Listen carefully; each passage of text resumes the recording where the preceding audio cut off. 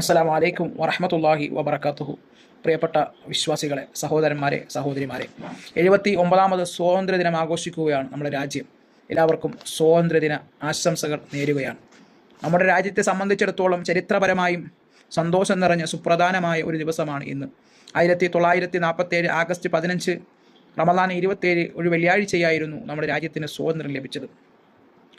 ബ്രിട്ടീഷുകാരിൽ നിന്ന് എല്ലാ നിലയ്ക്കും നമ്മുടെ രാജ്യത്തിൻ്റെ എല്ലാം അവരുടെ രാജ്യത്തേക്ക് കടത്തുകയും നമ്മളെ ആക്രമിക്കുകയും അനീതി പ്രവർത്തിക്കുകയും ഒക്കെ ചെയ്തപ്പോഴുണ്ടായ സമരമാണ് സ്വാതന്ത്ര്യ സമരമായി നാം വായിക്കുകയും പഠിക്കുകയും ഒക്കെ ചെയ്തത്.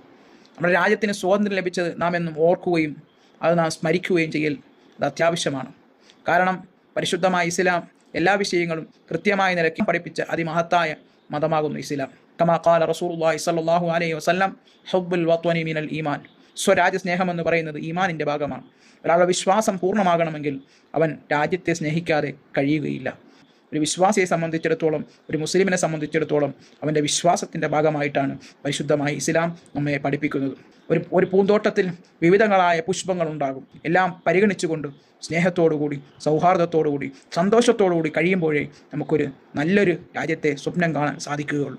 അതുകൊണ്ട് നമ്മുടെ നല്ലൊരു രാജ്യത്തിൽ ഐക്യത്തോടുകൂടി, സ്നേഹത്തോടുകൂടി, സന്തോഷത്തോടുകൂടി എല്ലാവർക്കും കഴിയാൻ അള്ളാഹു തൗഫീഖ് നൽകുമാറാകട്ടെ എന്ന് പ്രാർത്ഥിച്ചുകൊണ്ട് ഒരിക്കൽ കൂടി എല്ലാവർക്കും സ്വാതന്ത്ര്യദിന ആശംസകൾ നേരുന്നു. അസ്സലാമു അലൈക്കും വറഹ്മത്തുള്ളാഹി വബറകാതുഹു.